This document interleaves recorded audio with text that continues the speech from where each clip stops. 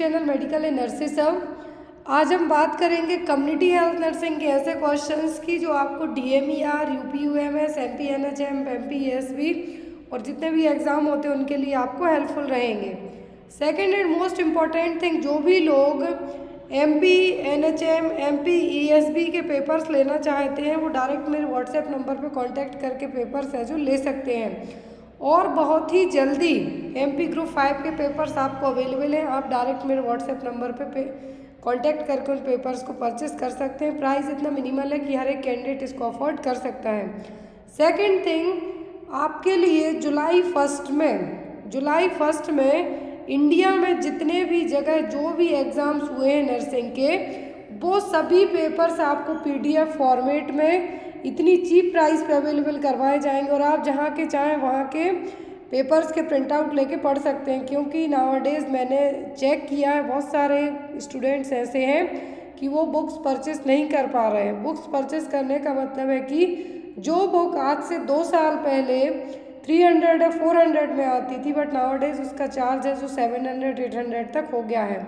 Even आप 400 page की भी बुक लेने जाते हैं यदि मार्केट में, तो आपको 800 से कम में बुक है जो अवेलेबल नहीं हो पा रही है।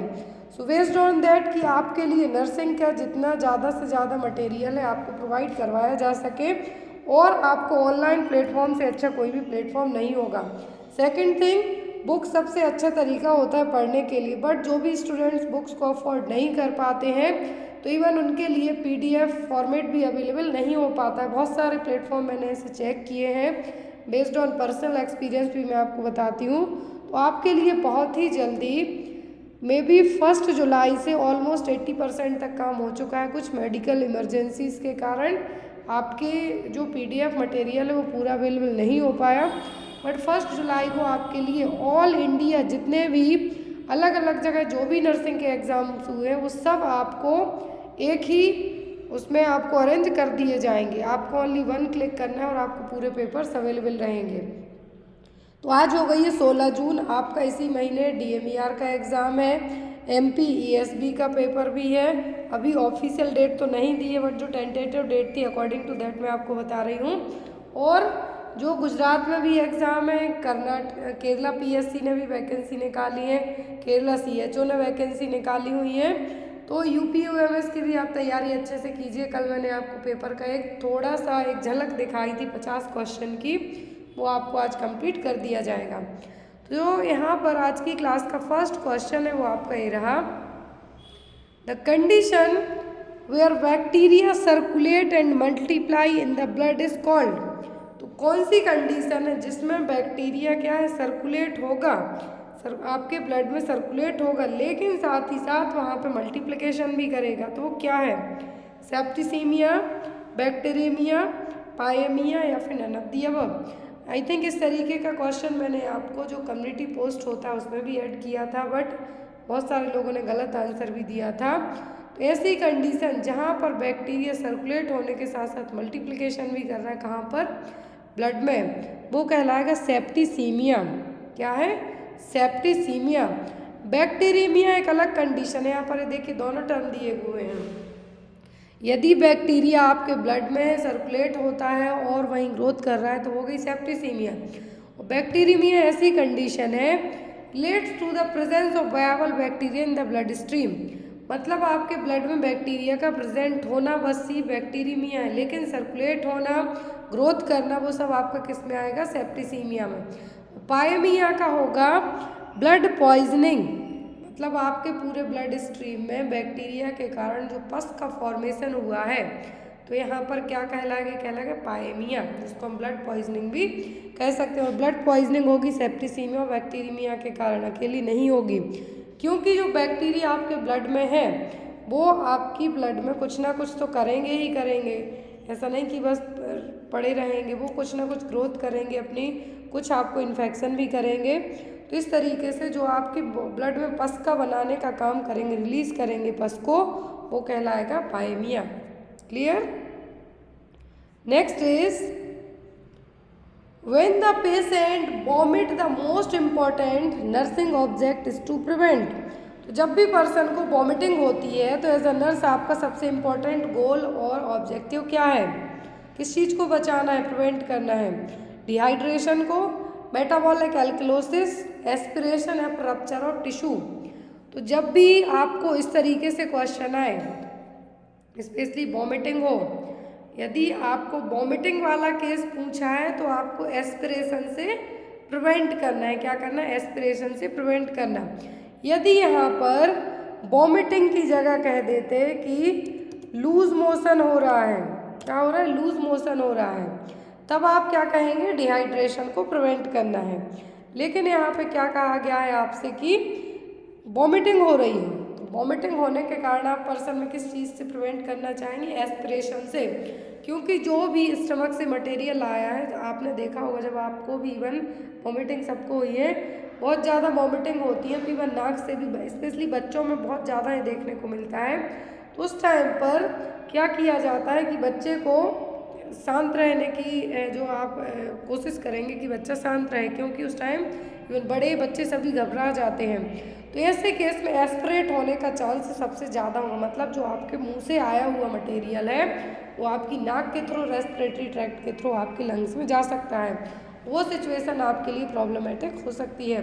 तो ऐसे केस में यदि वॉमिटिंग का केस कहा जाता है तो एस्पिरेशन से प्रिवेंट करना है, लूज मोशन का कहा जाता है तो डिहाइड्रेशन से। Clear? Next is test that is performed for hyper sensitivity is called. तो एक ऐसा टेस्ट बताइए जो हाइपर सेंसिटिविटी को चेक करने के लिए किया जाता है। ऑप्शन में है patch test, Patrick's test, post coital test या फिर ऑल ऑफ दी अबव। तो कौन सा टेस्ट है जो हाइपर सेंसिटिविटी का मतलब है कि कुछ एलर्जी वगैरह चेक करने के लिए जो टेस्ट किया जाएगा वो। तो यहाँ पर हाइपर सेंसिटिविटी को चेक करने के लिए जो टेस्ट किया जाएगा वो कौन सा टेस्ट होगा? होगा पैच टेस्ट। ये देखिए, जो कि एक डायग्नोस्टिक मेथड है किसी भी एलर्जिक सब्सटेंस को चेक करने के लिए। आपकी बॉडी में कुछ भी एलर्जिक इन्फ्लामेशन होता है, रिएक्शन होता है, कुछ मेडिकेशन को चेक करने के लिए भी ये टेस्ट किया जाता है। तो ये क्या कहलाएगा? Hyper sensitivity patch test. इस तरीके से आपकी बॉडी में बहुत ही छोटी निडल से स्किन प्रिक करके, मतलब कुछ जो भी सब्सटेंस से आपको एलर्जी है वहाँ पे आपकी बॉडी में छोटे छोटे जो यहाँ पे बने हुए सर्कल से पैच लगाए जाते हैं, इनके अंदर वो सब्सटेंस रखा जाता है। यदि उतने एरिया में ड्यूरेशन होता है, रेडनेस देखने को मिलती है, कुछ अलग सिचुएशन देखने को मिलती है, मतलब पर्सन को उस चीज़ से एलर्जी है। और एक डायग्नोस्टिक टेस्ट है, कौन सा? डायग्नोस्टिक टेस्ट है। तो यहाँ पर इसको क्या कहा गया है? Patch test. अब ये पैच टेस्ट, या तो आपको ऐसे पैचेस लगे एग्जाम में, इमेज दे के पूछेंगे कि ये क्या है, तो ये डायग्नोस्टिक टेस्ट है। क्या है? ये डायग्नोस्टिक टेस्ट है जो कि हाइपर सेंसिटिविटी रिएक्शन या फिर एलर्जिक रिएक्शन को चेक करने के लिए किया जाता है। क्लियर है? Next is the number of pairs of cranial nerve are. तो हमारी बॉडी में कितनी क्रेनियल नर्व होती हैं? 14, 10, 16, 12, 14, 10, 16, 12। पेयर्स में पूछा है, मतलब जोड़े में पूछा है, तो कितनी होंगी? तो जोड़े में पूछे तो 12। कितनी? 12। कौन कौन सी? Olfactory, optic, oculomotor, trochlear, trigeminal, abducens, facial, vestibulocochlear, hypoglossal, glossopharyngeal, vagus and accessory. तो टोटल मिला के यदि नर्व की बात करें आपके क्रेनियल नर्व की, तो कितने में होती हैं? 12 पेयर में। The MAST garment is used for the treatment of. तो यहाँ पर मास्ट गारमेंट या फिर मास्ट सूट भी आप कह सकते हैं कि किसको ट्रीट करने के लिए यूज़ किया जाता है? पैराप्लेजिया, नोक्ट्यूरोसिस, एक्यूट रेस्पिरेटरी डिस्ट्रेस मतलब ARDS, हेमरेजिक शॉक। तो किसको ट्रीट करने के लिए या फिर यहाँ पर हमें कह सकते हैं मैनेज करने के लिए मास्ट गारमेंट और मास्ट सूट है जो यूज़ किए जाते हैं।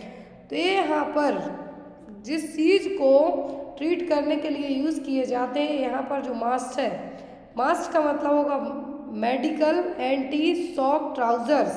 क्या है? Medical anti shock trousers. तो यहाँ पर जो मास्ट सूट है या फिर गारमेंट है यूज़ किए जाते हैं हेमरेजिक शॉक को ट्रीट करने के लिए। किसके लिए? हेमरेजिक शॉक को ट्रीट करने के लिए। पैराप्लेजिया में तो आपकी बॉडी में पैरालिसिस होगा। नॉक्ट्यूरोसिस मतलब है कि आपको नाइट में बेड वेटिंग करना। अब यहाँ पर हेमरेजिक शॉक को ट्रीट करने के लिए देखिए यहाँ पर जो सूट पहनाया गया है, जो एक पेशेंट लेटा हुआ है, ये पहने हैं मास्क ट्राउजर और mask suit. It's a pneumatic anti shock garment and inflatable garment use to combat shock, stabilise fractures, promote homeostasis, increase peripheral vascular resistance। That means यहाँ पर यदि आपको एग्जाम में पूछा जाए तो हेमरेजिक शॉक की जगह यहाँ पर पेरिफेरल वेस्कुलर रेजिस्टेंसी भी हो सकती है, या फिर हीमोस्टेसिस के लिए यूज़ किया जा सकता है, या फिर यहाँ पर कॉम्बैक्ट शॉक को ट्रीट करने के लिए यूज़ किया जा सकता है। यहाँ पर कॉम्बैक्ट शॉक में क्या आएगा आपका हेमरेजिक शॉक, इसको ट्रीट करने के लिए जो कि एक इन्फ्लेबल रहेंगे, इसको हम क्या कहेंगे मिलिट्री एंटी शॉक ट्राउज़र और pneumatic anti shock garment. Exam में आपको या तो PASG दिया जा सकता है या फिर MAST, आपको जो भी याद दोनों रखना है, बट इमेज बेस्ड में पूछे तो क्या है मास्क ट्राउज़र, जो कि आपकी बॉडी में कॉम्बैक्ट शॉक को ट्रीट करने के लिए यूज़ किए जाते हैं, जो कि एक न्यूमेटिक एंटी शॉक गारमेंट है। इनफ्लेटेबल रहेंगे, इनफ्लेटेबल मतलब कि इनको आप फुला के हैं जो यूज़ कर सकते हैं। तो ये आप सभी को नहीं पहना है, मेडिकल में यूज़ किए जाने वाले मेडिकल एंटी शॉक ट्राउज़र और military anti shock trouser. Next is the bandage that is applied over a amputated knee stump while preparing for prosthesis is usually. तो जब भी आप यहाँ पर क्वेश्चन है कि जब भी आप यदि किसी का नी एम्पुटेशन हुआ है, मतलब नी से नीचे का हिस्सा है जो कट करके अलग किया गया है, पार्ट एम्पुटेशन किया गया है, तो नी स्टम्प के यहाँ पे आपको बैंडेज करनी है प्रोस्थेसिस लगाने के पहले। तो आप यहाँ पर प्रोस्थेसिस लगाने के पहले जो बैंडेज लगाएंगे वो कौन सी होगी, spiral bandage, recurrent bandage, figure of 8 bandage या फिर सर्कुलर बैंडेज।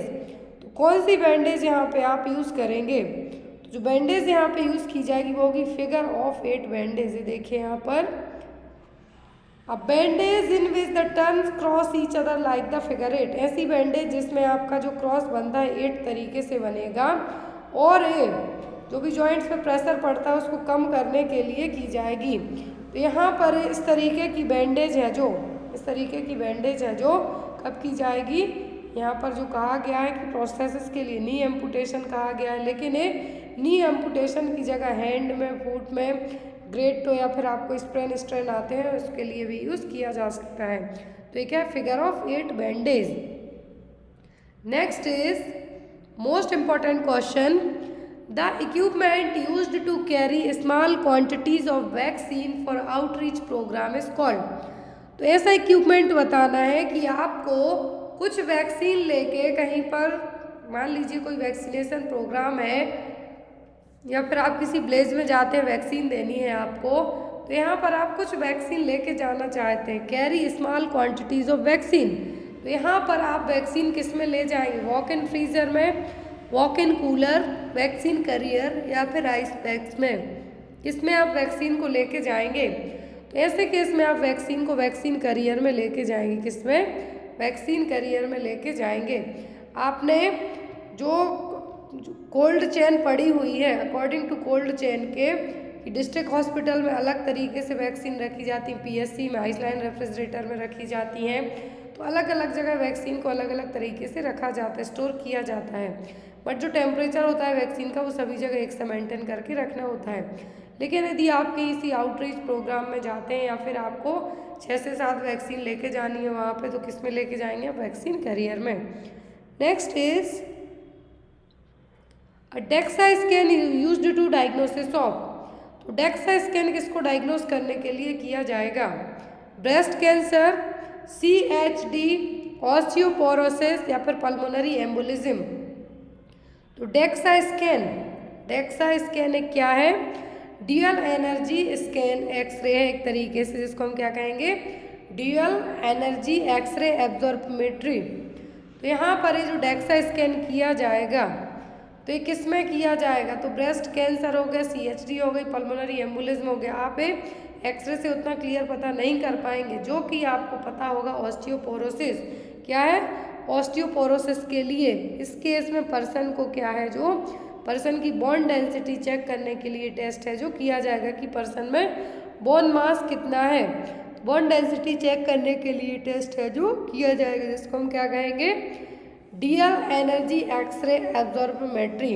इसको हम डेक्सा टेस्ट भी कह सकते हैं। इमेज में आपको ये आ सकता है कि ये क्या हो रहा है, ये डेक्सा टेस्ट जो कि ऑस्टियोपोरोसिस के पर्सन में बोन डेंसिटी घटने लगती है, तो उसी को असेस करने के लिए टेस्ट है जो किया जाता है।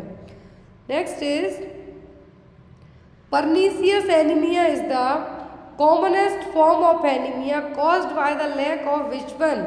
तो पर्नीशियस एनीमिया है जो किसकी कमी के कारण होगा, folic acid, vitamin B12, calcium या फिर आयरन। तो यहाँ पर यदि डायरेक्ट एनीमिया कहते तो आप कहते आयरन की कमी से, लेकिन यहाँ पे कहा गया है आयरन और फॉलिक एसिड की कमी से क्या होगा, एनीमिया ही होगा। लेकिन पर्नीशियस एनीमिया कहा है तो ये होगा विटामिन B12 और साइनोकोबालामिन की कमी के कारण। कैल्शियम की कमी के कारण एनीमिया नहीं होता, बोन डेंसिटी घटेगी, आपको बोन्स में प्रॉब्लम होगी। लेकिन पर्नीशियस एनीमिया किसकी कमी से होगा, विटामिन B12 की कमी से। Next one is the most common deficiency seen in patient with chronic alcoholism is. देखने को मिलेगी पेशेंट में जो लंबे टाइम से दारू पीते हैं, शराब पीते हैं, वो क्या होगी, होती है थियामिन की कमी। किसकी, थियामिन की कमी। थियामिन की कमी के कारण ही मरीज में वर्निक्स इंसेफेलोपैथी और कोर्साकॉफ साइकोसिस देखने को मिलेगी। दोनों चीज़ें थोड़ी सी अलग हैं। लंबे टाइम तक आपने शराब पी के आपका लिवर तो खराब होना ही होना है, ऐसा नहीं कि शराब कोई अच्छी चीज़ है। एल्कोहलिक रहे आप, आपने लंबे टाइम तक शराब पी, एक दो पैक से आपको कुछ नहीं होगा, लगा सकते, इवन बहुत सारे लोग पीते हैं।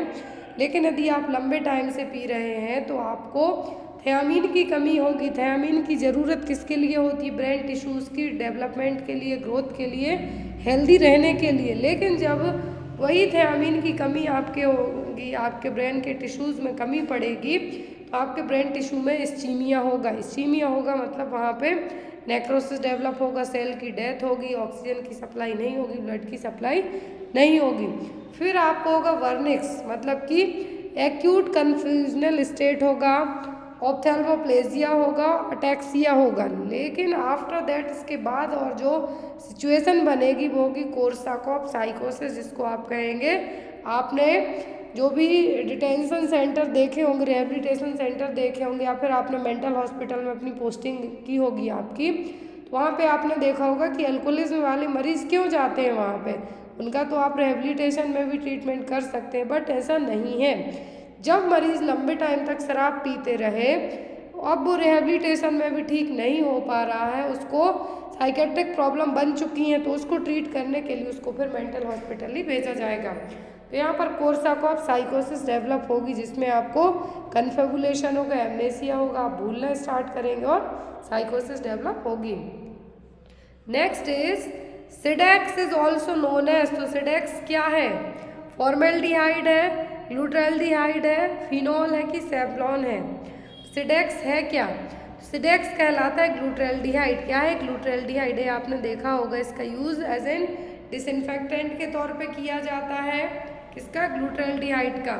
जो भी आपकी थर्मामीटर है या फिर जो भी आपकी ट्यूब रहेंगी, जितनी भी ट्यूब्स वगैरह यूज़ की जाती है मेडिकल में, उनको इसी से क्लीन किया जाता है। किससे, सिडेक्स से, जिसमें क्या कहा जाता है 2% ग्लूटाल्डिहाइड। फॉर्मेल्डिहाइड का यूज़ मेडिकल में यूज़ होता है ओटी को फ्यूमिगेट करने के लिए। Formaldehyde as an gas form में है जो यूज़ की जाती है।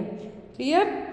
Next one is in a patient with pernicious anaemia the primary purpose of Schilling test to determine. सबको पता है कि पर्नीशियस एनीमिया किसकी कमी से होता है, हमने जस्ट अभी पढ़ा है। लेकिन यहाँ पर पर्नीशियस एनीमिया में सिलिंग टेस्ट किया जाता है। तो सिलिंग टेस्ट का मेन पर्पस क्या है, intake of vitamin B12, absorption of vitamin B12, excretion of vitamin B12 या फिर नन ऑफ द अबव। आपने पढ़ा पर्नीशियस एनीमिया, पर्नीशियस एनीमिया होता है विटामिन B12 की कमी के कारण। अब आपने पर्नीशियस एनीमिया लिया खूब, विटामिन B12 खाया पिया खूब, लेकिन तब भी आपको पर्नीशियस एनीमिया हो जाता है। अब टेस्ट किया जा रहा है यहाँ पर स्लिंग टेस्ट, याद रखें टेस्ट का नाम। तो ये टेस्ट क्यों किया जा रहा है? ये टेस्ट इसलिए किया जा रहा है कि आपने खाया तो खूब है विटामिन B12, साइनोकोबालामिन लिया तो खूब है, लेकिन आपकी बॉडी ने उस विटामिन B12 को कितना एब्जॉर्ब किया वो चेक करने के लिए स्लिंग टेस्ट है जो किया जाएगा। यहाँ पर ये देखिए स्लिंग टेस्ट ओरली आपको रेडियो लेवल विटामिन B12 है जो ओरल विटामिन B12 खाने को कहा जाएगा, या फिर आपके लिए यहाँ पर कोबाल्ट है जो CO यहाँ पर क्या है कोबाल्ट है जो ये दिया जाएगा। तो यहाँ पर कहा है patient is given radio level vitamin B12। The most commonly used radio level जो कोबाल्ट है यहाँ पर क्या है कोबाल्ट 57 और 58 रहेगा, या तो यहाँ पर रेडियो लेवल B12 दिया जा रहा है या फिर इंट्रामस्कुलर अनलेबल्ड विटामिन B12 दिया जाएगा। कैसे? पहले आपको ओरली रेडियो लेवल B12 खिलाया गया, फिर इंट्रामस्कुलरली IM इंजेक्शन के थ्रू आपको अनलेबल्ड विटामिन B12 ओरल के 1 घंटे बाद दिया जाएगा। अब पेशेंट की यूरिन कलेक्ट की जाएगी। The patient's urine is then collected over the next 24 hour. अब यहाँ पर आपको जब 24 घंटे हो जाएंगे कि आपको ओरल दे दिया गया, IM दे दिया गया 1 घंटे के बाद, अब उसके 24 घंटे बाद आपकी यूरिन का सैंपल लिया जाएगा। अब इस सैंपल में टेस्ट किया जाएगा 24 आवर के बाद की जो यूरिन रहेगी उसमें कितना आपकी बॉडी ने विटामिन B12 को एब्जॉर्ब किया है वो, उससे पता चलेगा कि आपको परनीसियस एनीमिया विटामिन B12 की कमी के कारण तो हुआ है, लेकिन आपकी बॉडी एब्जॉर्ब कितना कर पा रही है। तो विटामिन B12 के एब्जॉर्प्शन को पता करने के लिए टेस्ट किया जाता है कौन सा स्लिंग टेस्ट। सिक टेस्ट अलग है, स्लिंग टेस्ट अलग है, सेक टेस्ट अलग है, तीनों अलग अलग हैं, नहीं तो आप मिक्स कर दें। सेक टेस्ट भी हम आगे पढ़ेंगे। Next one is chemical that reduce और inhibit the transmission of perception of pain. तो आपको यदि कहीं पे कुछ दर्द होता है तो आप कुछ भी बाम वगैरह यूज़ करते हैं, झंडू बाम लगा लेते हैं आप, लाल बाम लगा लेते हैं, अमृतांजन बाम लगा लेते हैं। अब यहाँ पर ऐसे कौन से केमिकल हैं कि आपका जो पेन हो रहा है, आपको दर्द हो रहा है, उसको इनहिबिट कर देंगे, स्टॉप करने का काम कर देंगे। आपको पेन है लेकिन आपको पेन परसीव नहीं होगा, फील नहीं होगा, तो उसको इनहिबिट करने का काम करेंगे। तो क्या है प्रोस्टाग्लैंडिन, एंडोर्फिन्स, सेरोटोनिन, ऑर्डेनसेट्रॉन। तो यहाँ पर कौन से केमिकल हैं जो ये काम करेंगे? ये होंगे आपके एंडोर्फिन। क्या है? एंडोर्फिन। एंडोर्फिन आपके पेन या फिर आपको कुछ दर्द है या फिर कुछ स्ट्रेस है तब आपको रिलीज होंगे। कुछ और अदर एक्टिविटी भी आप करते, सेक्स करते, खाते हैं, एक्सरसाइज करते, उस केस में भी रिलीज होंगे।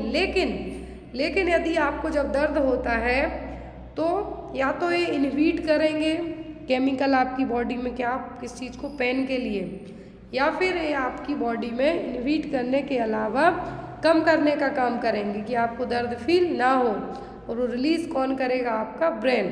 कौन करेगा रिलीज़? ब्रेन, जो कि एक ओपियोइड रिसेप्टर की तरह काम करेंगे। Next is the formula that is used to calculate mean arterial pressure.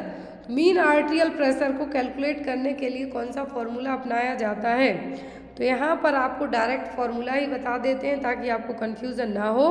Mean arterial pressure calculate किया जाता है सिस्टोलिक ब्लड प्रेशर, मतलब जो अपर नंबरिंग है, जैसे 120 mm of Hg upper numbering हो गई, plus 2 into diastolic blood pressure all divided by 3।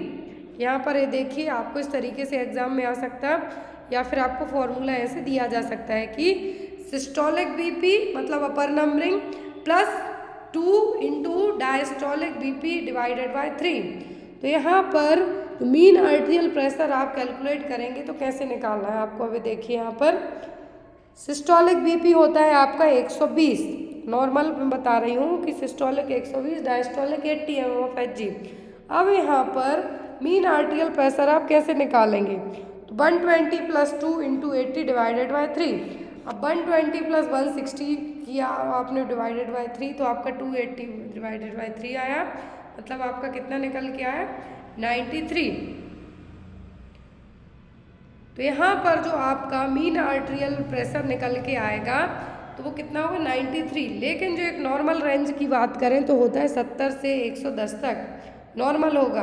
अब पल्स प्रेशर की बात करें तो पल्स प्रेशर होगा systolic BP minus diastolic BP equal to pulse pressure.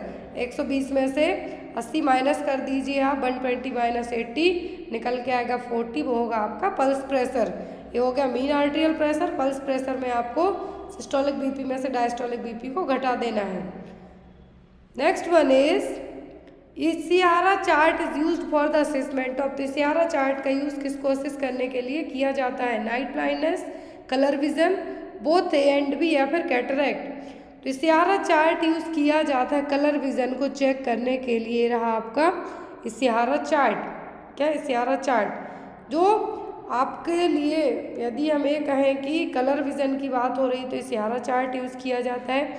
Snellen chart होता है आपको किस चीज़ के लिए कि आपको ये कह सकते हैं हम नियर विजन या फार विजन को चेक करने के लिए 20 फीट के डिस्टेंस पे आपको इशिहारा चार्ट टांगा जाएगा, वहाँ पे आपको चेक किया जाएगा। लेकिन ब्लाइंडनेस जो आपकी, या फिर हम ये कह सकते हैं कि नॉर्मल विजन के लिए चेक करने को होगा स्नेलन चार्ट, लेकिन इशिहारा चार्ट यूज़ किया जाएगा किसके लिए? कलर विजन के लिए।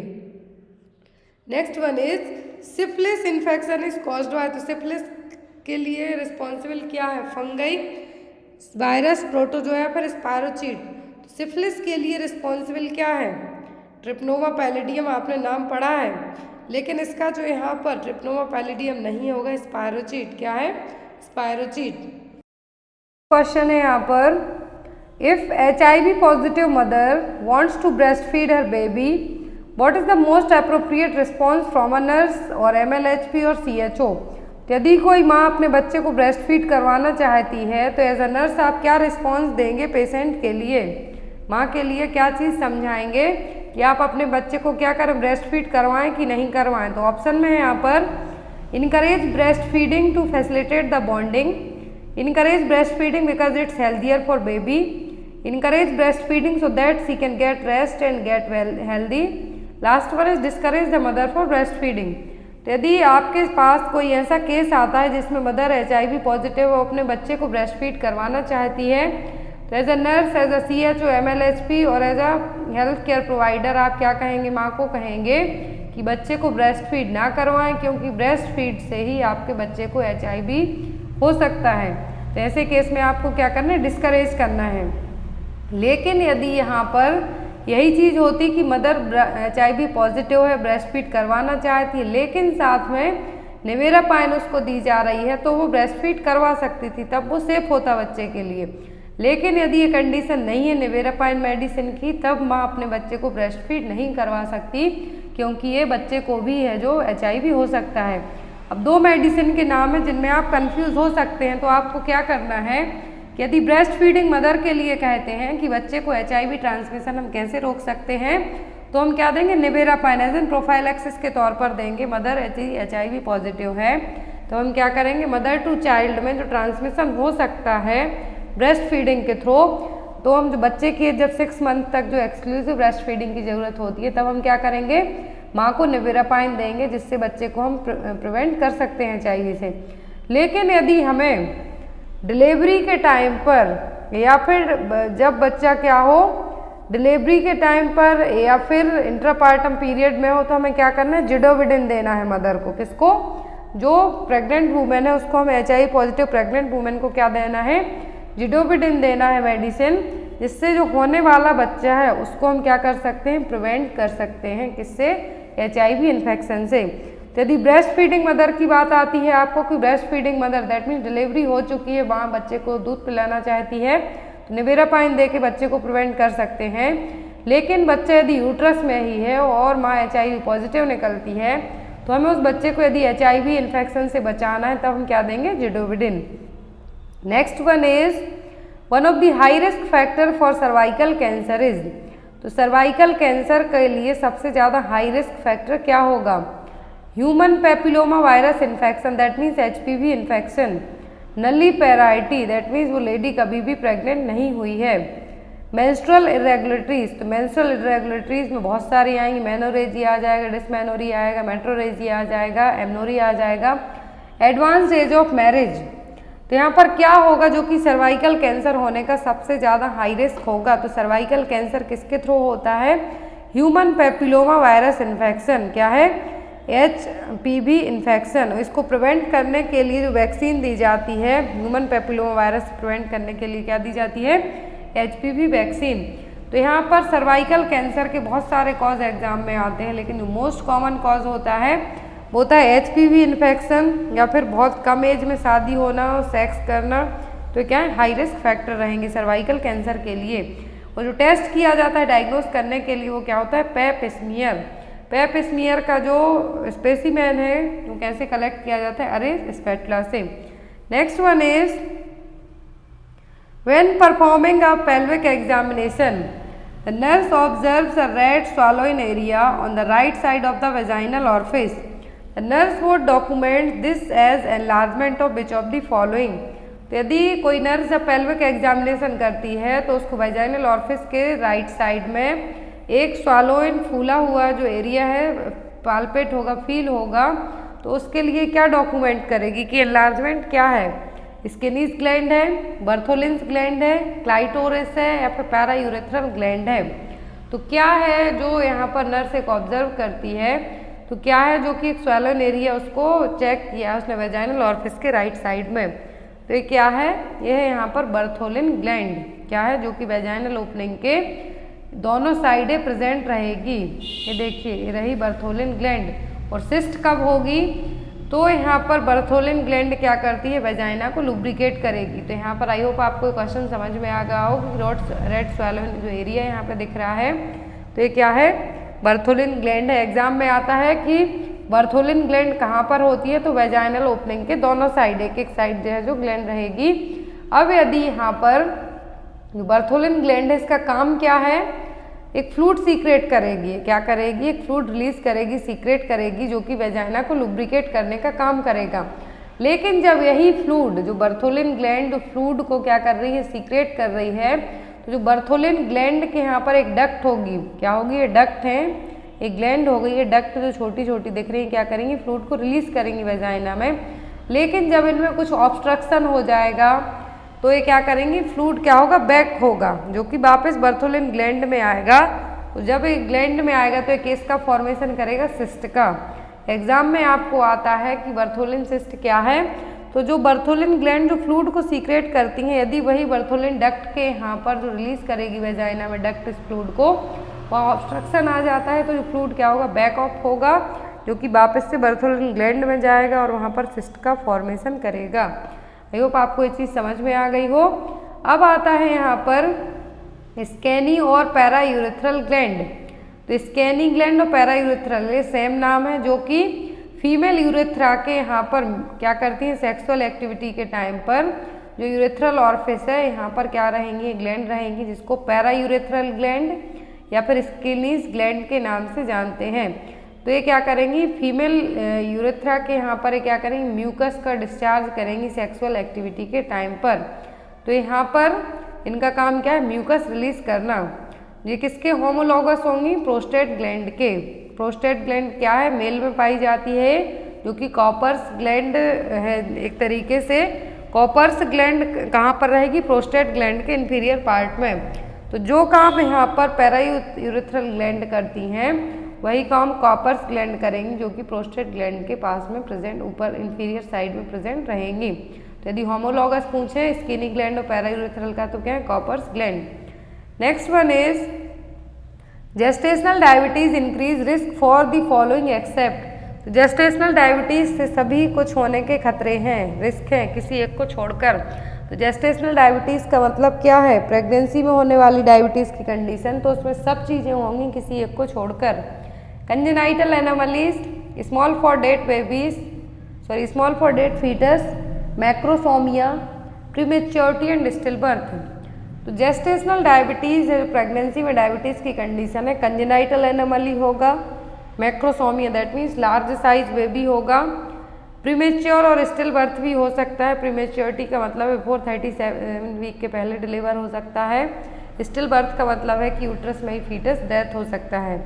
लेकिन बेबी स्मॉल फॉर डेट कभी भी नहीं होगा यदि जेस्टेशनल डायबिटीज़ है।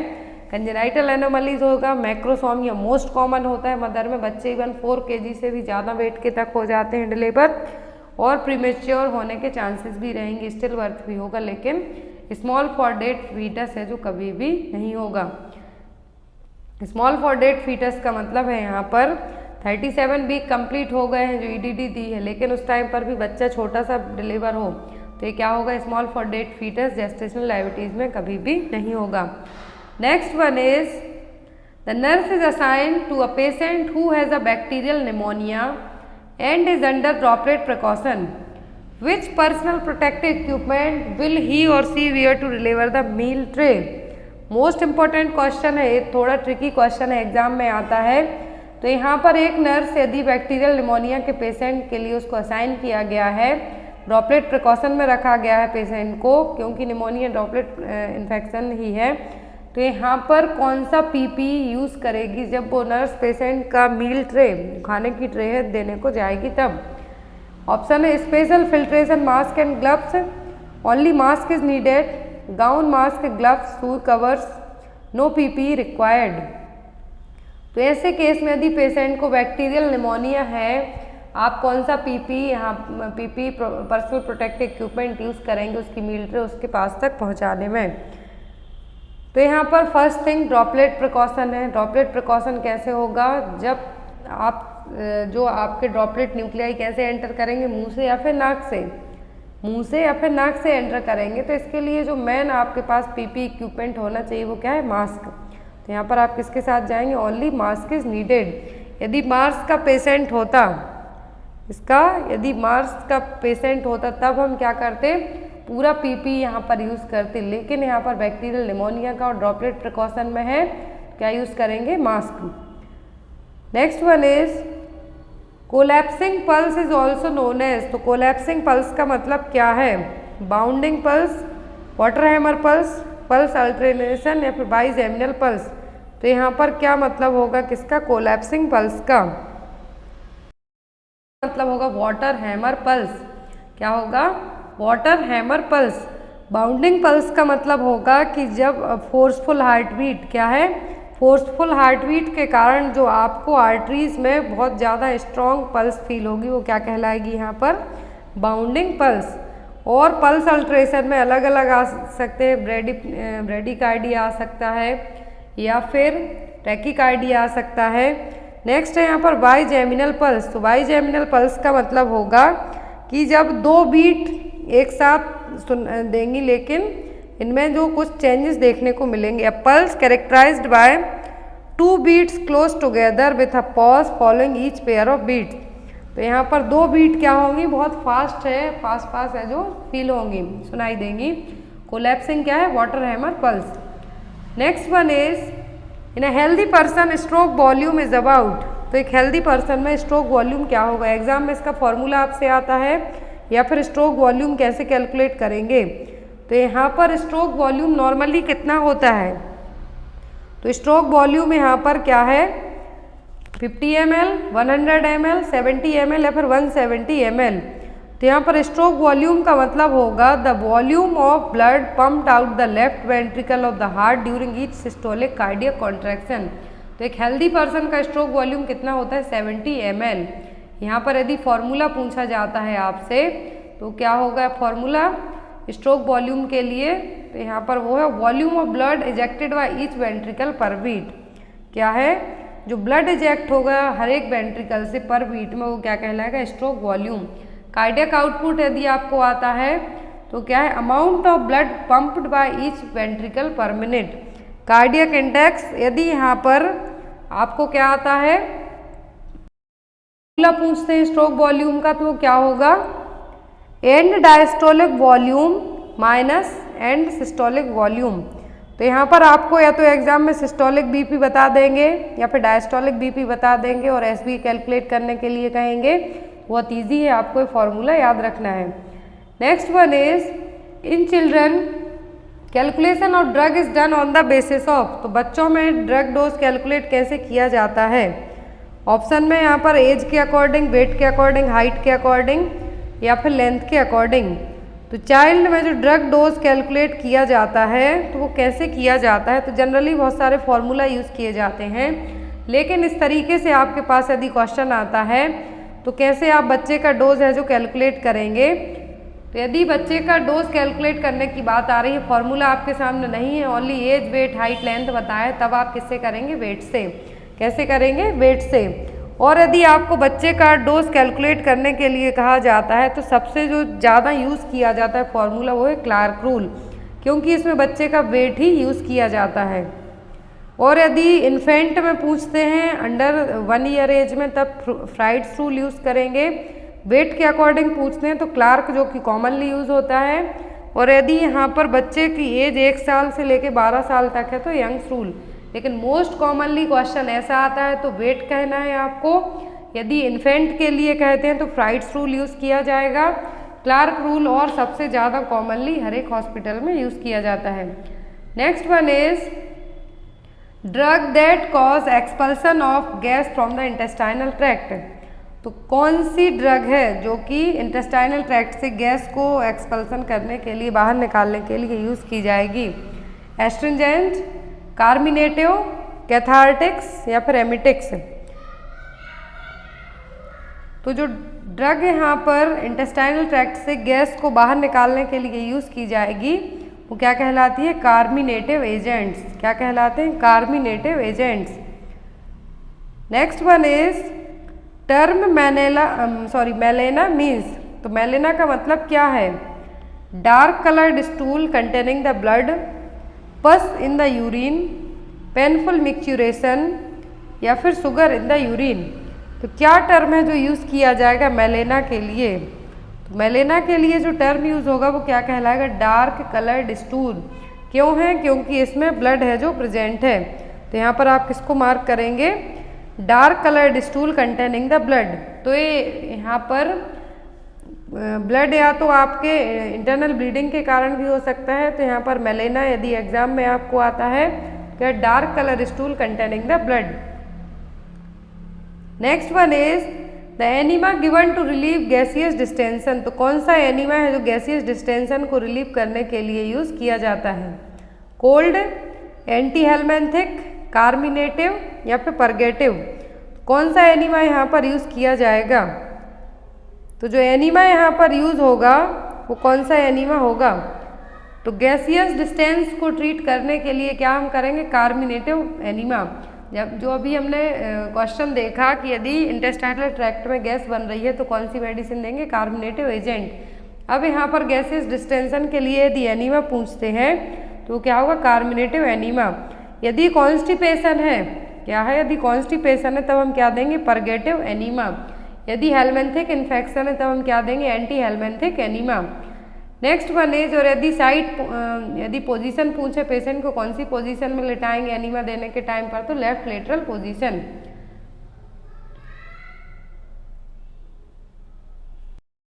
नेक्स्ट है यहाँ पर involuntary passing of urine is known as. तो आई थिंक आपको ये लास्ट क्वेश्चन है समझ में आ गया होगा कि यदि गैसियस डिस्टेंशन है या फिर इंटेस्टाइनल ट्रैक्ट से हमें गैस को रिलीव करना है, तो यदि गैसियस डिस्टेंशन में एनीमा पूछते हैं तो कार्मिनेटिव देंगे हम, और यदि इंटेस्टाइनल ट्रैक्ट से गैस रिलीज करना है तो मेडिसिन पूछते हैं तो कहा होंगी कार्मिनेटिव मेडिसिन। नेक्स्ट क्वेश्चन है यहाँ पर involuntary passing of urine is known as.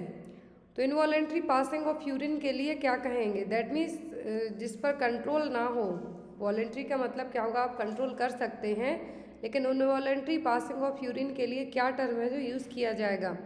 Option में एन्यूरेसिस, एलिमिनेशन, मिक्सचुरेशन या फिर डिफिकेशन। तो क्या टर्म है जो इनवॉलेंट्री पासिंग ऑफ यूरिन के लिए यूज़ किया जाएगा, तो वो होगा यहाँ पर एन्यूरेसिस। क्या होगा, एन्यूरेसिस।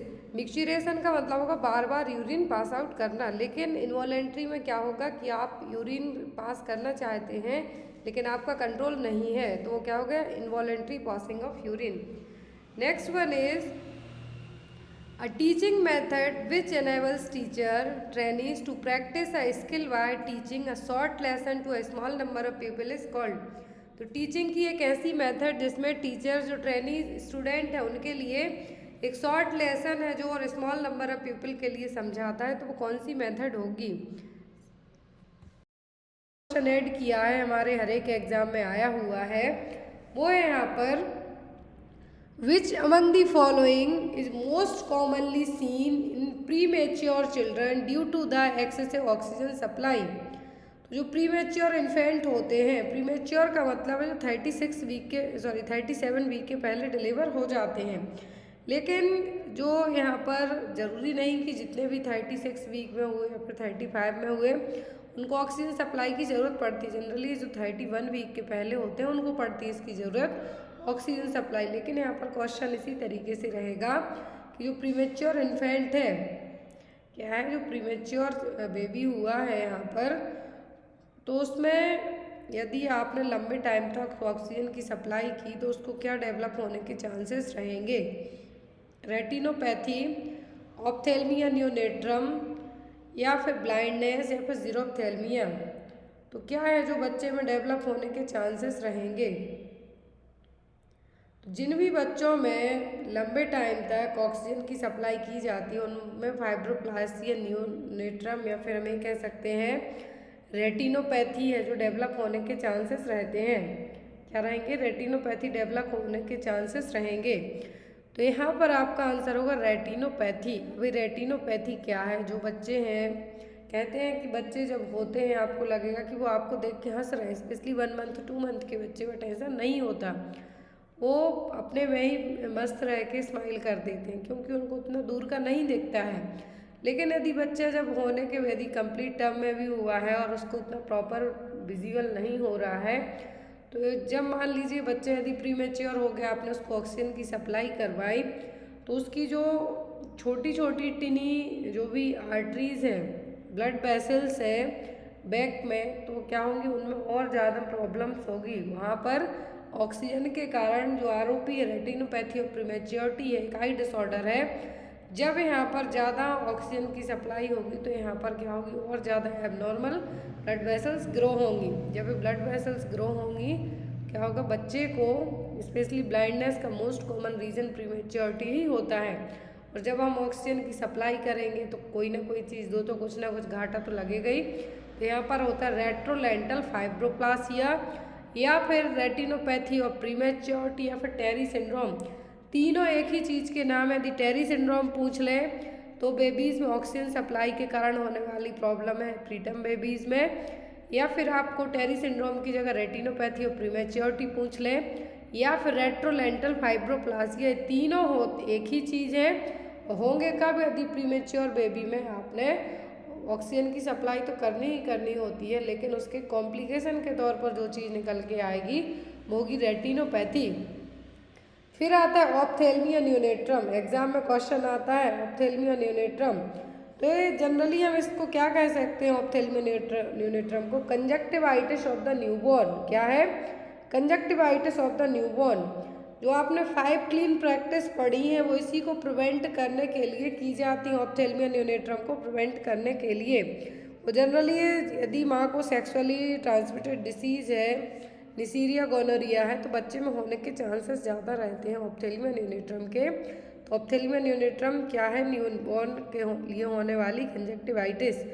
तो यहाँ पर चारों, और जीरोप्थेल्मिया का मतलब होता है ड्राइनेस, जो आँखों में जो कॉर्नियल एरिया है वहाँ पर क्या होना? ड्राइनेस होना। क्लियर? नेक्स्ट क्वेश्चन की तरफ हम मूव करते हैं।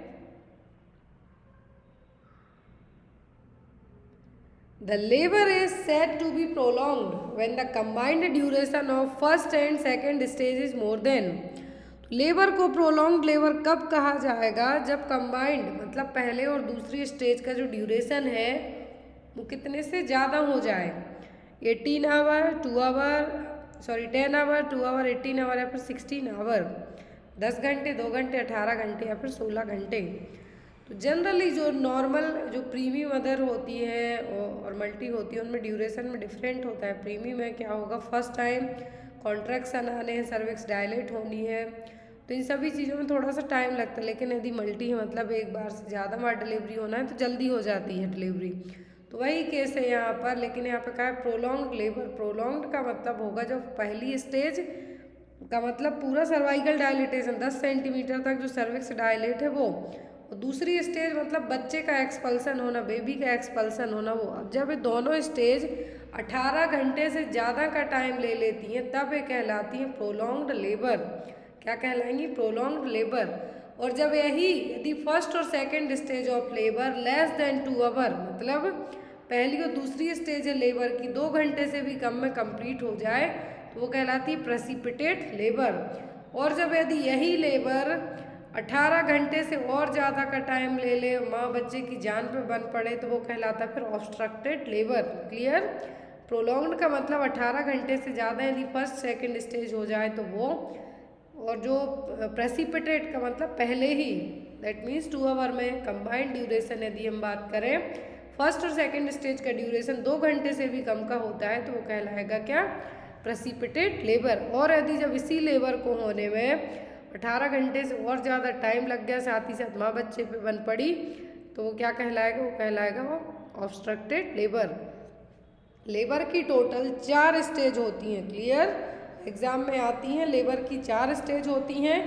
फर्स्ट स्टेज होती है 12 आवर की, जो प्रीमी मदर होती हैं। फिर हाफ हो जाती है जो मल्टी होगी, मतलब जिनकी एक बार से ज़्यादा बार डिलीवरी हो चुकी है। तो प्रीमी में जो फर्स्ट स्टेज 12 आवर की रहेगी, वो फर्स्ट स्टेज में फिर पहले आती है लेटेंट फेज, दूसरी होती है एक्टिव फेज। लेटेंट फेज होती है 0 to 4 सेंटीमीटर, जो सर्वाइकल डायलेटेशन है वो कितना होगा? 0 to 4 सेंटीमीटर। फिर होती है एक्टिव फेज जिसमें 4 to 10 centimetre, 10 centimetre complete dilatation होता है। कंप्लीट डायलेटेशन का मतलब फर्स्ट स्टेज कंप्लीट हो गई है। अब क्या होगा? क्राउनिंग होगी, बेबी का हेड आएगा बाहर, बेबी बाहर आएगा तो वो कहलाएगी सेकेंड स्टेज ऑफ लेबर, जो कि 2 आवर और मे बी 30 मिनट में कंप्लीट हो जाती है। Full dilatation to expulsion of foetus, ये कहलाएगा सेकेंड स्टेज।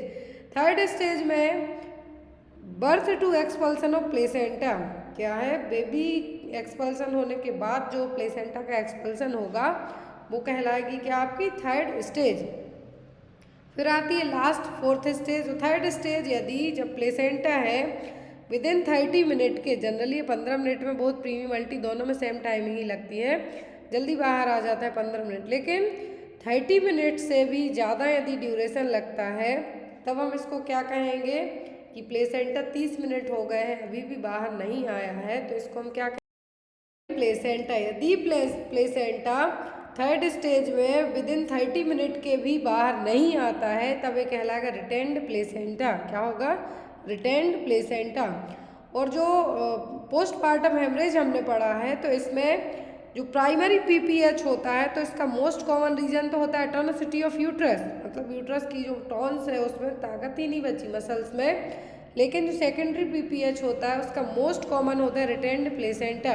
रिटेन्ड प्लेसेंटा का मतलब ये नहीं कि पूरा कंप्लीट जो 500 ग्राम का प्लेसेंटा है वो अंदर रहेगा यूट्रस में, कुछ बिट्स, कुछ पार्ट्स क्या रह गए? कोटलीडॉन्स ही अंदर रह गए, फिर कुछ पार्ट्स अंदर रह गए, तो वो कहलाता है रिटेन्ड प्लेसेंटा। रिटेन्ड का मतलब होता है थोड़े बहुत पार्ट कुछ अंदर रह गए, तो वो होता है सेकेंडरी पीपीएच का most common reason. Fourth stage होती है 1 घंटे की, मान लो, तो वो होती है इसमें हमें माँ बच्चे को ऑब्जर्व करना है। क्लियर? आई थिंक आपको क्वेश्चन क्लियर हो गया होगा। नेक्स्ट की तरफ हम मूव करेंगे। Group in which people are not married if having blood relation but married outside the group, it is termed as. तो यहाँ पर ऐसे ग्रुप जिसमें लोग अपने सेम रिलेशन, ब्लड रिलेशन में शादी नहीं करते हैं लेकिन आउटसाइड द ग्रुप में शादी करते हैं, वो क्या कहलाएंगे? एंडोगैमी, एक्सोगैमी, कास्ट एंडोगैमी या फिर कास्ट एक्सोगैमी, तो वो क्या कहलाएंगे? तो ये कहलाएंगे क्या? एक्सोगैमी।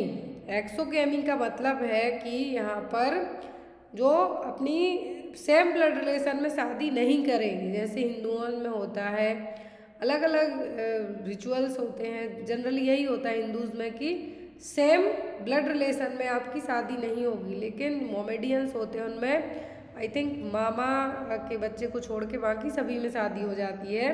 तो यहाँ पर एक्सोगैमी कहलाएगा क्या? जिसमें आउटसाइड द ग्रुप आप शादी करते हैं। गोत्र इसमें देखा जाएगा, आप किस गांव से हैं, क्या आपके पिंड हैं वगैरह वगैरह, कितने कुंडली में आपके गुण मिलते हैं, क्या राशि है, सब चीज़ें। तो ये क्या होगी? एक्सोगैमी। एंडोगैमी का मतलब होगा कि ऐसी शादी जिसमें विदिन द ग्रुप ही हो जाए, तो ये क्या कहलाएगा? एंडोगैमी। फिर यहाँ पर आपको एक तरीके का क्वेश्चन और एग्जाम में आता है, वो आता है पैट्रियार्ची जो मैट्रियार्ची। एग्जाम में अभी आई थिंक एएनएम के पेपर में आया था, यहाँ पे नहीं है बट मैं आपको बता देती हूँ। पैट्रियार्ची में का मतलब होगा फैमिली का जो हेड है वो क्या है, मेल है। क्या होगा, मेल रहेगा। ऐसे ही आपको एग्जाम में आ सकता है क्या, मैट्रियार्ची। फिर यहाँ पर आपको आता है कि जो पर्सन शादी के बाद क्या है, शादी के बाद अपने वाइफ के घर जाके रहे तो वो कौन कहलाएगा। कहते तो हम उसको घर जमाई, लेकिन हमारी जो मेडिकल टर्मिनोलॉजी है उसमें आपको जो टर्म अपनाना है। Question, clay coloured stool indicate. तो यदि स्टूल का कलर, पोटी का कलर क्ले कलर का हो जाए, इसका मतलब क्या होगा।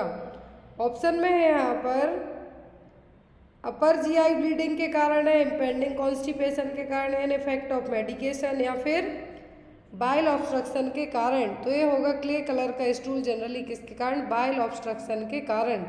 किसके कारण, बाइल ऑब्स्ट्रक्शन के कारण।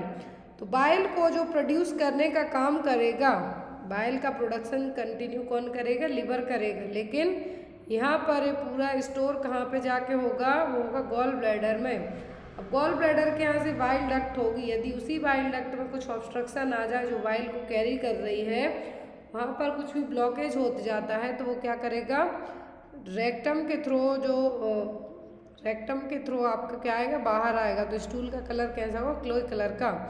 यदि रेड कलर है दैट मीन्स स्टूल में क्या है, ब्लड है, और इसको हम क्या कहते हैं, हेमेटोचेजिया। जब रेक्टल ब्लीडिंग हो रही है, ब्लड पास हो रहा है, तो हम उसको क्या कहेंगे, हेमेटोचेजिया। और जो हेमरॉइड या फिर पाइल्स होगा, जिसको जनरली उनमें देखने को मिलेगा क्या, हेमेटोचेजिया।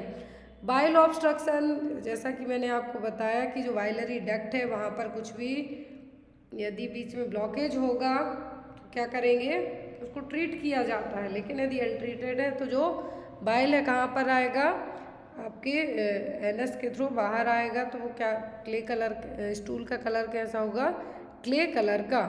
दो क्वेश्चन यहाँ पे अब आपके बनते हैं। तो क्ले कलर स्टूल तो किस में हो गया, बाइल ऑब्स्ट्रक्शन के कारण आएगा।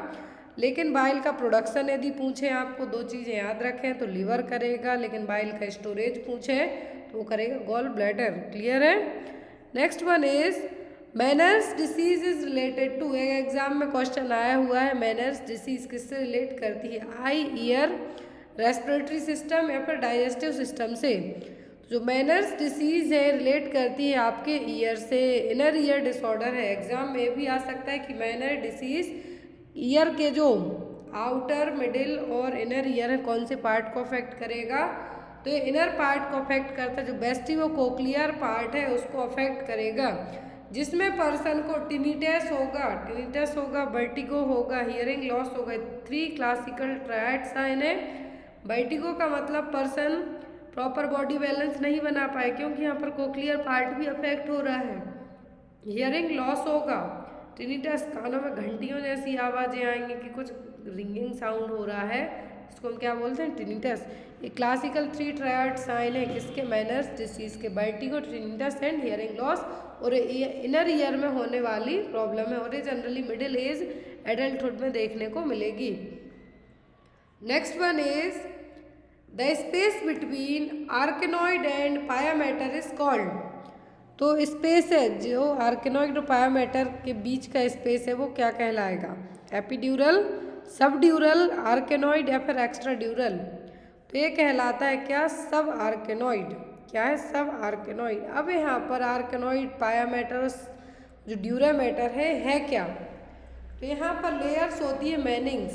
क्या है, एक लेयर है, आपने नाम पढ़ा है मैनिंग्स, इन्फेक्शन इन्फ्लामेशन होता है तो पढ़ लेते फिर हम मेनिंजाइटिस। वो मैनिंग्स क्या है, कवरिंग लेयर है, जैसे हार्ट की लेयर है, लंग्स के लिए है, एब्डोमेन के लिए है, तो पेरिटोनियल जो लेयर है। तो यहाँ पर ऐसे ही जो मैनिंग्स है वो क्या है, ब्रेन और स्पाइनल कॉर्ड को कवर करने वाली लेयर है। अब इसकी 3 लेयर्स होती हैं, कितनी, 3 लेयर होगी। इनर लेयर को कहते हैं हम क्या, पायामेटर। मिडिल लेयर कहलाती है आर्केनॉइड, जो कि आपने मकड़ी का जाल देखा होगा उस तरीके से रहती है, जिसमें फ्रूट रहेगा, कुशन की तरह काम करेगा। फिर सबसे टफ और आउटर लेयर, बाहरी लेयर क्या कहलाती है, ड्यूरामेटर। अब इसके बीच का जो स्पेस होता है आर्केनॉइड और पायामेटर के बीच का जो स्पेस होता है वो कहलाता है क्या, सब आर्केनॉइड स्पेस। क्लियर है। तो यहाँ पर आपने जनरली बहुत सारे लोगों के घुटनों में दर्द होने लगता है, या फिर आपने देखा होगा कि जो साउंड आता है, आप देख सकते हैं किसी बहुत कम लोगों में देखने को मिलता है कि आपने हाथ पैर हिलाएंगे तो चट्ट चट्ट साउंड आएगा आपको। तो वो क्यों होता है, वो होता है साइनोवियल फ्लूइड की कमी के कारण। जो फ्लूइड है वो आपके फ्रिक्शन में आपकी हेल्प करता है, आपको कुशन की तरह साइनोवियल फ्लूइड काम करेगा। लेकिन जब वही फ्लूइड कम होने लगता है तब ये सब प्रॉब्लम्स आपकी क्या होती हैं, क्रिएट होती हैं। तो यहाँ पर यदि आपको ब्रेन की और स्पाइनल कॉर्ड की लेयर पूछे तो वो है कवरिंग लेयर मेनिंग्स। और इसमें इन्फेक्शन इन्फ्लामेशन हुए तो ये क्या कहलाएगा, मेनिंजाइटिस। इसके जो क्लासिकल साइन पूछते हैं तो वो है ब्रुजिन्स्की, कर्निंग एंड नचल रिजिडिटी। फिर यदि इसके लिए आपको कहते हैं कि इसकी लेयर्स कौन सी है मेनिंग्स की, तो होती हैं 3 layers. Inner is pia mater, middle is arachnoid और जो आउटर लेयर है वो क्या है, ड्यूरामेटर, जो कि सबसे टफ लेयर होती है। Next one is according to Freud which component of personality operates to the reality principle. कौन सा प्रिंसिपल, फ्रूट की जो पर्सनालिटी है उसके अकॉर्डिंग कौन सा प्रिंसिपल रियलिटी बेस पर काम करेगा, आईडी, ईगो, सुपर ईगो या फिर ट्रस्ट। जो प्रिंसिपल रियलिटी प्रिंसिपल पर काम करता है वो कहलाता है क्या, ईगो। क्या होगा आपका, ego. Next one and most important हमारा नर्सिंग का क्वेश्चन एग्जाम में रखा मिलता है आपको, weekly iron folic acid supplementation.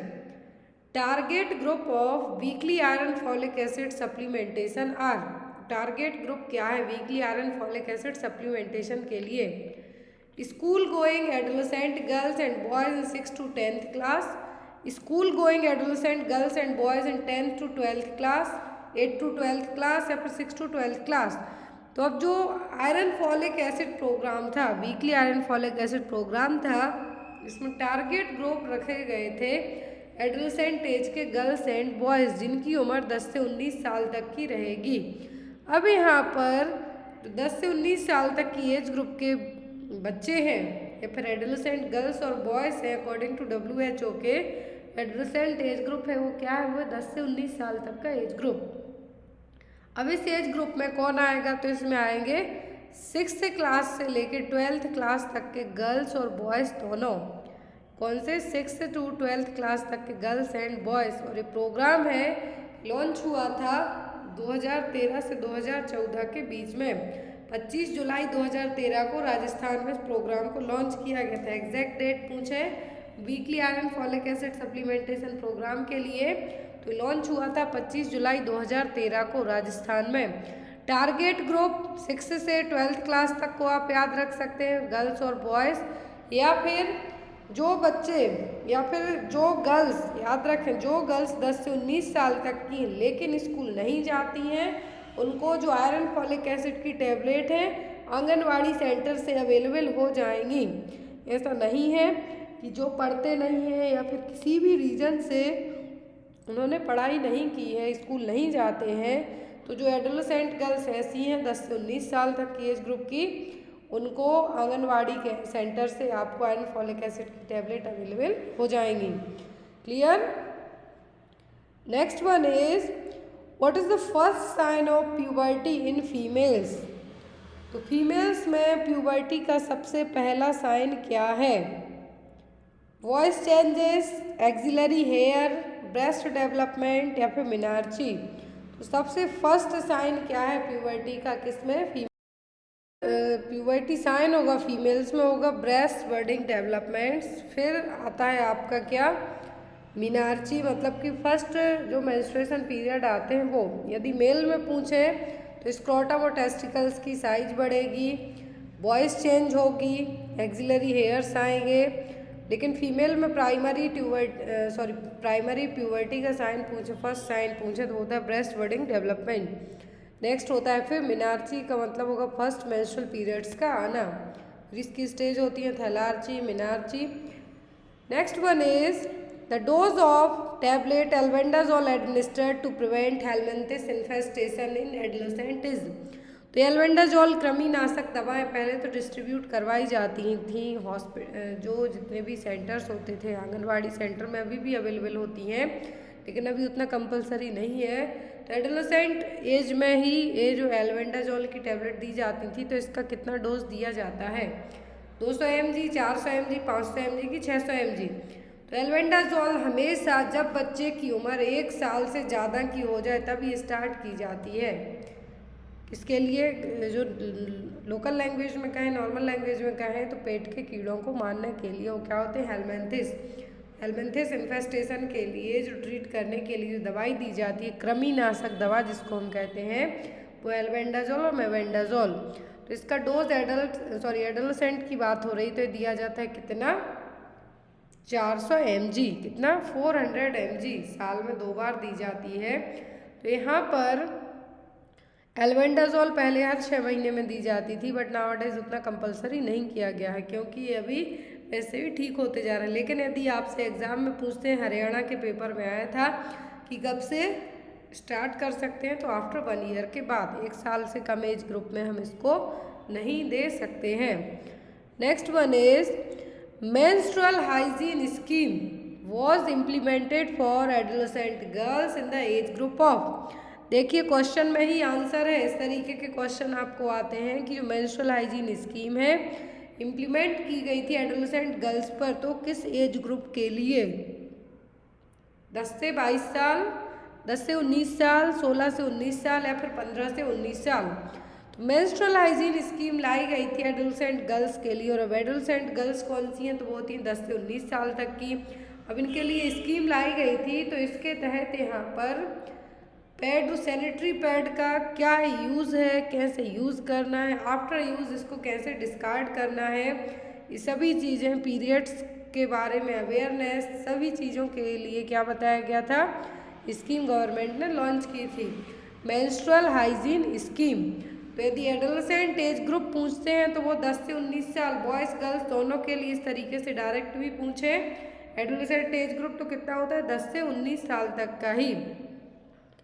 Next one is बैक्टीरियोलॉजिकली confirmed और clinically diagnosed case of tuberculosis involving pleura, lymph nodes, abdomen and genito-urinary tract is called.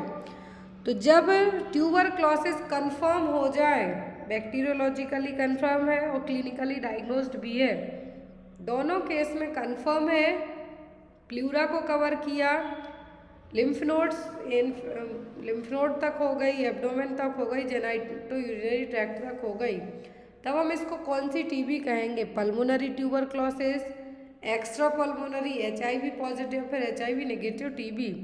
तो यदि ओनली लंग्स को बस कवर करे ट्यूबरक्लोसिस तो हम उसको कहते हैं पल्मोनरी ट्यूबरक्लोसिस। लेकिन ये अदर देन लंग्स के भी इसने बहुत सारे पार्ट्स अब कवर कर लिए। प्लूरा हो गया आपका, लिम्फ नोड्स हो गए, एब्डोमेन होगा, जेनिटो-यूरिनरी ट्रैक्ट हो गया, इसने इतने सारे बॉडी पार्ट्स कवर किए, तो ये कहलाएगा क्या? Extra pulmonary TB. टीबी को डायग्नोस करने के लिए जो कन्फर्मेटरी टेस्ट होता है वो होता है Mantoux tuberculin test. PPT derivative inject किए जाते हैं, वो 10 mm डायमीटर से ज़्यादा फैल जाए, दैट मीन्स आप क्या हैं? TB पॉजिटिव हैं। और यहाँ पर जो माउंटेक्स ट्यूबरकुलिन टेस्ट है, इसकी रीडिंग सही कब आती है? तो PPT इंजेक्ट किया उसके 72 घंटे के बाद, मोस्टली 48 to 72 आवर के बाद ही प्रॉपर और सही एक्यूरेट रीडिंग आती है। Next one is all of the following infections are transmitted by faeco oral route except. सभी इन्फेक्शन फीको ओरल रूट से ट्रांसमिट होते हैं किसी एक को छोड़कर। Hepatitis A, hepatitis B, diarrhoea या फिर पोलियोमाइलाइटिस। तो जो इन्फेक्शन फीको ओरल रूट से होता है वो होता है hepatitis A, hepatitis C, diarrhoea, poliomyelitis. जो ओरल पोलियो है वो कहाँ से जाता है?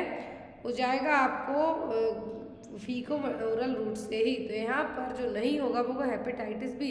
हेपेटाइटिस बी निडल पे इंजरी से हो सकता है, माँ से बच्चे को एज अ वर्टिकल ट्रांसमिशन हो सकता है, सेक्सुअल कांटेक्ट से हो सकता है, हॉस्पिटल में आपको निडल लगने से हो सकता है, या फिर इन्फेक्टेड ब्लड इन्फ्यूज़ करने से हो सकता है। लेकिन फीको ओरल रूट से है जो क्या नहीं होगा? हेपेटाइटिस बी नहीं होगा।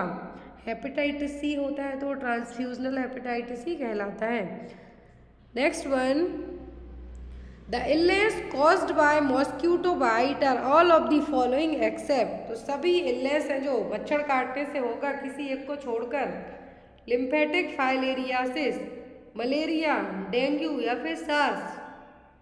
तो क्वेश्चन देख के सब समझ सकते हैं कि मलेरिया मच्छर से होता है, डेंगू होगा, लिम्फेटिक फाइलेरियासिस होगा, लेकिन सार्स है जो सीवियर एक्यूट रेस्पिरेटरी सिंड्रोम, ये किससे होता है? ये होता है वायरस से।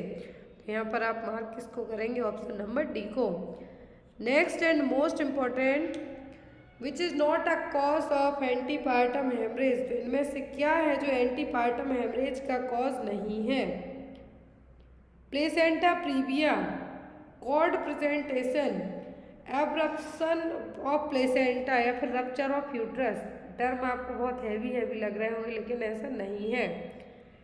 कॉज ऑफ एपीएच नहीं है। एंटीपार्टम हेमरेज का मतलब होगा कि जो 28 वीक का जेस्टेशनल पीरियड है लेकिन बेबी डिलीवर नहीं हुआ है उसके पहले ही वाया वेजाइना ब्लीडिंग होने लगना, तो वो कहलाता है एंटीपार्टम हेमरेज। अब एंटीपार्टम हेमरेज का रीजन हो सकता है placenta previa, most common cause है एंटीपार्टम हेमरेज का प्लेसेंटा प्रीविया, मतलब जो प्लेसेंटा है सेंटर पार्ट में अटैच ना होके डाउन साइड अटैच हो जाए, lower side. Abruption of placenta, ये भी और रप्चर ऑफ यूट्रस, लेकिन कॉर्ड प्रेजेंटेशन के कारण एपीएच नहीं होगा। So here is the right answer is option number B.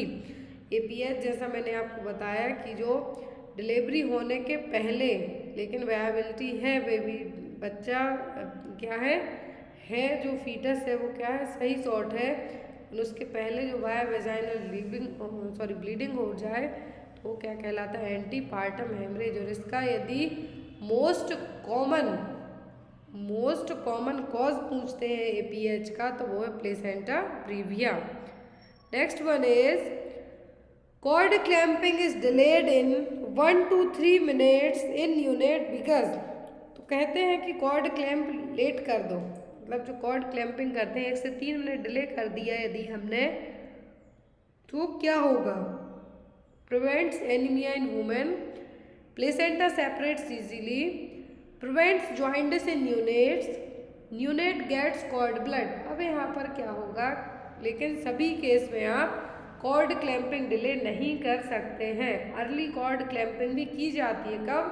जब माँ को कुछ ऐसी प्रॉब्लम्स हो जो बच्चे में हो सकती हैं, RH जो फैक्टर है उसके कारण भी आपको अर्ली कॉर्ड क्लैंपिंग करना है।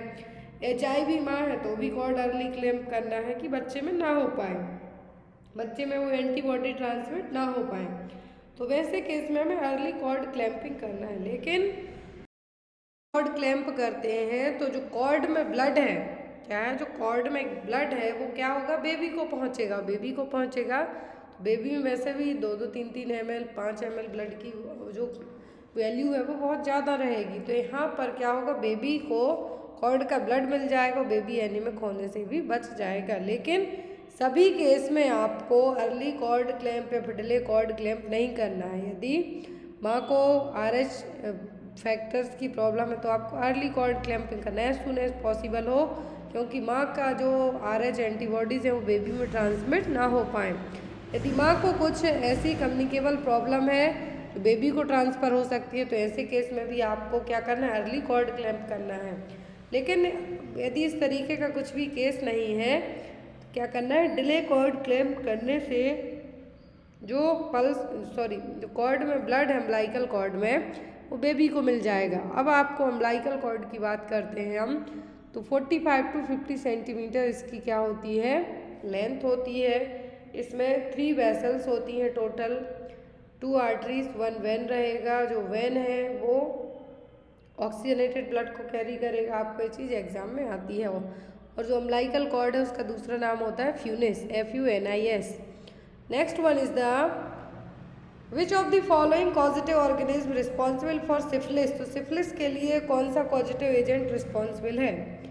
Human immunodeficiency virus, sarcoptes scabiei, neisseria gonorrhoeae या फिर ट्रिप्नोमा पैलिडियम। अब यहाँ पर जितनी भी प्रॉब्लम बताई गई है ये सभी क्या है, कम्युनिकेबल प्रॉब्लम है। इसमें कुछ सेक्सुअली ट्रांसमिटेड डिसीज़ भी हैं, जैसे कि निसीरिया हो गया, HIV हो गया। अब यहाँ पर जो ईचमाइट इन्फेक्शन होता है, सार्कोप्टी स्कैबीज ईचमाइट इन्फेक्शन होता है, उसके लिए है। HIV एड्स के लिए है, सीरिया गोनोरिया के लिए है। फिर आता है ट्रिप्नोमा पैलिडियम। क्या है ट्रिप्नोमा पैलिडियम? VDRL टेस्ट किया जाता है सिफिलिस को डायग्नोज करने के लिए। एग्जाम में क्वेश्चन आता है VDRL टेस्ट किसके लिए होता है? तो होता है सिफिलिस को डायग्नोज करने के लिए। वेस्टर्न ब्लॉट टेस्ट किसकी कंफर्मेशन बताता है? तो बताता है HIV एड्स की। फिर यहाँ पर आता है कि सार्कोप्टी स्कैबीज के लिए कौन सा टेस्ट किया जाता है? जनरली स्किड टेस्ट है जो इसके लिए किए जाते हैं। ट्रिप्नोमा पैलिडियम किसके लिए रिस्पॉन्सिबल है? सिफिलिस के लिए। निसीरिया गोनोरिया किसके लिए? गोनोरिया के लिए। Next one is warning sign of lung cancer include persistent cough, bloody sputum, dyspnoea and which of the following symptoms? यदि किसी को लंग कैंसर हुआ है तो उसको खांसी आएगी, ब्लड स्पुटम आएगा, डिस्निया होगा मतलब सांस लेने में प्रॉब्लम होगी, और कौन से सिम्टम होंगे? डिजीनेस होगा, जनरलाइज्ड वीकनेस होगी, हाइपोटेंशन होगा कि रिकरेंट प्लूरल इफ्यूजन होगा। क्या देखने को मिलेगा साथ में लंग कैंसर के मरीज में?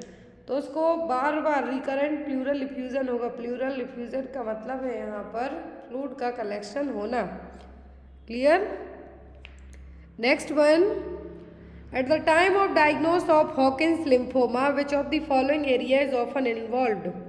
जो हॉकिंस लिम्फोमा है ये लिम्फेटिक सिस्टम में होने वाला एक तरीके का कैंसर ही है। तो यहाँ पर कौन सा एरिया इन्वॉल्व होगा? बैक, नेक, चेस्ट या फिर ग्रोइंग रीजन? तो सबसे ज़्यादा लिम्फ नोड आपके नेक रीजन में ही रहते हैं। और हॉकिंस लिम्फोमा में अब जो डायग्नोस होगा किस एरिया को प्रॉपर तरीके से बता पाएगा? तो होगा नेक एरिया को। किसको? नेक एरिया को। Next one is which of the following is a malignant tumour of the connective tissues? तो कनेक्टिव टिश्यूज का ट्यूमर कौन सा है? मैलिग्नेंट का मतलब होगा मेटास्टेसाइज, एक जगह से दूसरी जगह फैलने वाला। सार्कोमा, कार्सिनोमा, ऑस्टियोमा, फिर ग्लूकोमा। तो जो कनेक्टिव टिश्यू का मैलिग्नेंट ट्यूमर है वो क्या कहलाता है? वो कहलाता है सार्कोमा। क्या है? सार्कोमा। नेक्स्ट वन इज, एक क्वेश्चन एग्जाम में आया है, विच of the following is suggested surgical intervention for carcinoma prostate? तो मेल्स में जो प्रोस्टेट ग्लैंड है, मेल्स में जो प्रोस्टेट ग्लैंड है उसके लिए सर्जिकल ट्रीटमेंट क्या होगा यदि उसमें कैंसर हो जाए? तो radical prostatectomy, bilateral orchiectomy, transurethral resection of prostate, या फिर ट्रांसयूरेथ्रल रिसेक्शन ऑफ ब्लैडर मतलब ट्यूमर। टर्प्ड या फिर टर्प, एग्जाम में दोनों आते हैं। टर्प इसका फुल फॉर्म आता है जनरली एग्जाम में, लेकिन यहाँ पर कार्सिनोमा प्रोस्टेट के लिए जो सर्जरी होगी वो होगी रेडियल प्रोस्टेक्टोमी। क्या होगा? Radial prostate. नेक्स्ट क्वेश्चन है आपका, according to psychological theory of Erikson which kind of behaviour is seen in adolescent group? तो साइकोलॉजिकल थ्योरी के अकॉर्डिंग जो एरिक्सन ने साइकोलॉजिकल थ्योरी दी है डेवलपमेंट की, अकॉर्डिंग टू दैट जो एडोलेसेंट एज ग्रुप है किस एज में आएंगे? ये क्वेश्चन आपको CHO, NHM, ग्रुप 5 कोई सा भी एग्जाम में सब में आता है। ऑप्शन में autonomy versus shame, trust versus mistrust, initiative versus guilt, ego identity versus role confusion. क्या होगा साइकोलॉजिकल थ्योरी ऑफ एरिक्सन के अकॉर्डिंग जो एडोलेसेंट एज ग्रुप है उसमें जो बिहेवियर है वो किस तरीके का होगा? यहाँ पर जो एरिक्सन की स्टेज है इन्होंने infancy, toddler, pre Schuler, school going, adolescent अलग अलग डिवाइड किए हैं। तो इसके अकॉर्डिंग जो ईगो वर्सेस रोल कन्फ्यूज़न रहेगा ये किस में देखने को मिलेगा?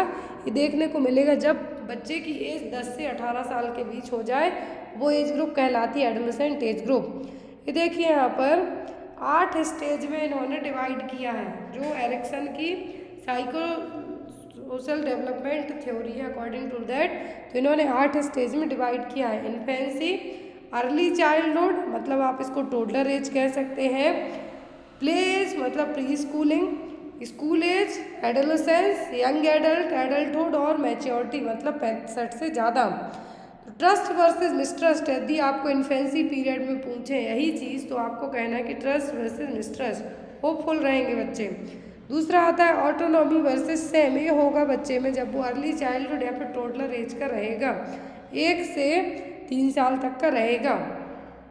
फिर इनिशिएटिव वर्सेस गिल्ट, ये होगा आपको प्ले ग्रुप का एज का बच्चा होगा, जब प्री स्कूल LKG UKG के बच्चे होते हैं वो। इंडस्ट्री वर्सेस इन्फीरियरिटी, जब बच्चा स्कूल जाना स्टार्ट करेगा 5 साल से 12 साल तक की एज का।